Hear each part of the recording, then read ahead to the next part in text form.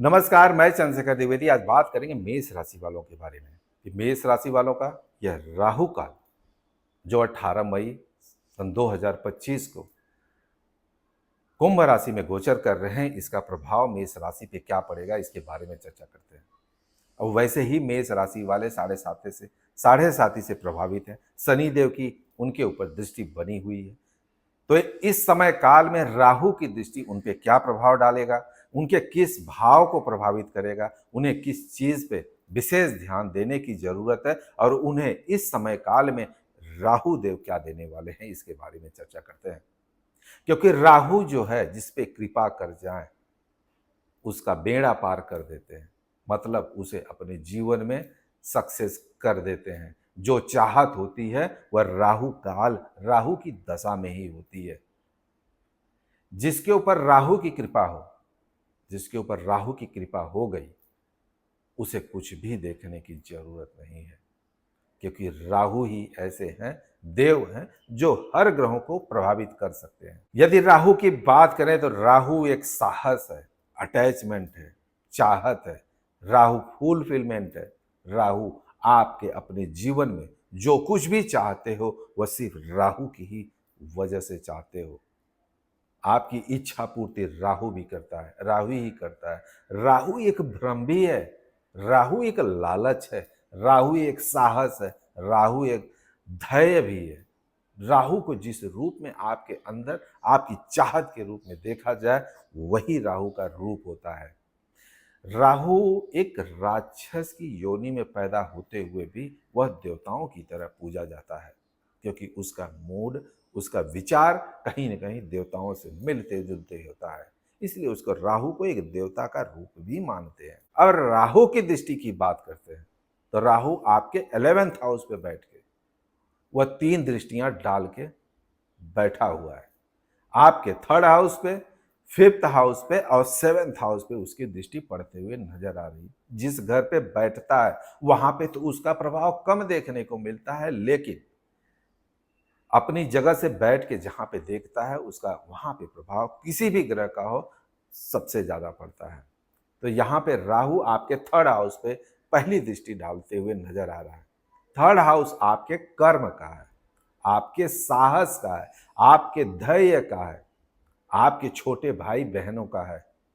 राहु की दृष्टि यहाँ पे उस चीजों को बढ़ाते हुए नजर आ रही है।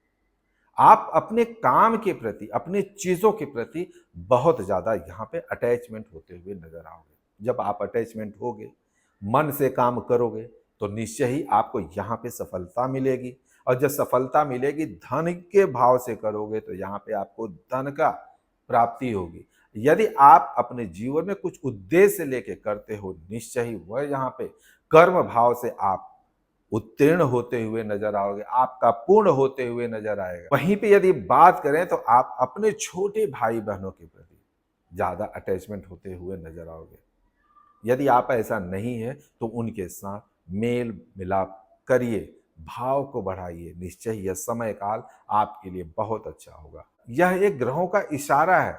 यदि ऐसा है तो आप यहाँ पे फलोगे फूलोगे, आपके जीवन का यह सपना पूर्ण होगा। यदि यह बिगड़ा हुआ है तो आपको बनाना। राहु कहीं ना कहीं आप देखोगे पड़ोसी से अनबन है, तो यहाँ पे आपके साथ अच्छा मेल जोल होते हुए नजर आ रहा है। आप यहाँ पे देखोगे यात्रा करते हुए भी नजर आओगे। 3rd हाउस आपका यात्रा भी बताता है। आप यात्रा, छोटी मोटी यात्राएं करते हुए नजर आओगे। यदि आपका कर्म का भाव सही है, यदि आपका कर्म की दिशा सही है, तो निश्चय ही आपके जीवन में बड़ी बरकत आने ही वाली। राहु की दृष्टि 3rd हाउस से पड़ना कहीं न कहीं मेष राशि वालों के लिए बहुत ही अच्छा साबित होने वाला है। क्योंकि आदमी का जब काम ही सही रहता है, जब कर्म ही सही रहता है, साहस है, तो वह कुछ भी कर सकता है। उसके लिए सब कुछ पॉजिटिव है। और यदि कर्म अच्छे हो रहे हैं तो निश्चय ही आपके जीवन में धन लाभ का भी अच्छा सुअवसर देखने को मिल रहा है। 5th हाउस की बात करते हैं राहु की दृष्टि का, तो 5th हाउस आपके संतान का देखा जाता है। 5th हाउस आपके रोमांच का देखा जाता है। 5th हाउस आपके अचानक धन संपत्ति का देखा जाता है, एजुकेशन का देखा जाता है। राहु इन सब चीजों से अटैच करते हुए नजर आ रहे हैं। अभी तक आप इससे वंचित थे, प्रभावित थे, नहीं प्रभाव था अच्छा, यहाँ पे राहु की दृष्टि यह सब आपके प्रति पॉजिटिव करते हुए नजर आ रहे हैं। यदि किसी को संतान की चाहत है, अभी तक संतान नहीं हुए हैं, वेट कर रहे हैं, तो यह समय काल देखोगे आपके लिए अच्छा शुभ समाचार देते हुए नजर आएंगे। संतान के कैरियर के प्रति आपका लगाव बढ़ते हुए नजर आएगा। उसे अच्छी तरीके से सेटल करने के चक्कर में आप पड़े रहोगे। कहीं न कहीं आप ऐसा करोगे क्योंकि राहु का उद्देश्य ही है आपकी चाहत को फुलफिलमेंट करना। यदि आप एजुकेशन के क्षेत्र में हो, यदि आपका संतान एजुकेशन के क्षेत्र में है, तो यहाँ पे उसे सफलता मिलते हुए नजर आएगी। इस समय काल में 18 मई से लेके 5 दिसंबर 2026 तक इस समय काल में उच्च शिक्षा की तैयारी करो या शिक्षा से रिलेटेड कहीं आप एडमिशन लेना चाहते हो, निश्चय ही यह समय काल आपके लिए काफी शुभ साबित होने। रोमांस की बात करें तो 5th हाउस से ही देखा जाता है। इस समय काल में कहीं न कहीं आपके मन में ऐसा उद्गार, ऐसी भावना नजर आएगी। राहु यहाँ पे आपको उत्प्रेरित करते हुए नजर आएगा। आप अपने कार्य क्षेत्र में कहीं न कहीं अपोजिट सेक्स के प्रति भी आकर्षण होते हुए नजर आओगे। 7th हाउस में कहीं न कहीं आप देखोगे आप अपने पार्टनर के प्रति समर्पण की भावना नजर आएगी। एक दूसरे से प्रेम मोहब्बत बढ़ते हुए नजर आएगा। एक दूसरे का मान सम्मान करते हुए नजर आओगे। एक दूसरे से प्यार की भावना सिखाते हुए नजर आओगे। कहीं न कहीं एक दूसरे के प्रति मान सम्मान भावना, उनकी इज्जत, उनका मान सम्मान, उनका ध्यान देते हुए नजर आओगे। यहाँ पे यह भी देखा जाता है आप छोटी मोटी यात्राएं घूमने के उद्देश्य से जा सकते हैं। 7th हाउस पार्टनरशिप व्यवसाय का भी देखा जाता है।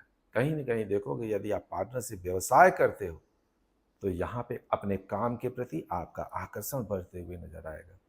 अपने पार्टनर के प्रति आपका सद्भावना, पार्टनर के प्रति आपका समर्पण एक दूसरे के साथ होते हुए नजर आएगा। काम के क्षेत्र में आप अच्छा उन्नति करते हुए नजर आओगे। आपका पार्टनरशिप व्यवसाय अच्छी स्थिति, अच्छा पोजीशन यहाँ पे हासिल करते हुए नजर आ रहा है। मेष राशि वालों के लिए यह समय काल बहुत ही अच्छा होने वाला है। साढ़े साथी के प्रभाव से प्रभावित होते हुए भी मेष राशि वाले अपने इस समय काल को धन योग से बोले, कर्म योग से बोले या अपने जीवन में वैवाहिक जीवन, व्यवसाय से संबंधित स्थिति से बोले, काफी ज्यादा अच्छा अपने जीवन में अपने अनुकूल पाते हुए नजर आएंगे। रेमेडीज की बात करें तो मेष राशि वालों को हनुमान जी की आराधना करनी चाहिए। उन्हें हर शनिवार को शनि देव को तिल और तेल चढ़ाना चाहिए। यदि हो सके आपको तो आप पीपल के पेड़ के नीचे एक दिया अवश्य जलाएं शनिवार के दिन। यदि आप हमारे चैनल को पहली बार देख रहे हैं तो लाइक और सब्सक्राइब जरूर करिएगा, क्योंकि आपका लाइक और सब्सक्राइब मेरे मनोबल को बढ़ाता है और यह आपके लिए एक रेमेडीज भी है। नमस्कार।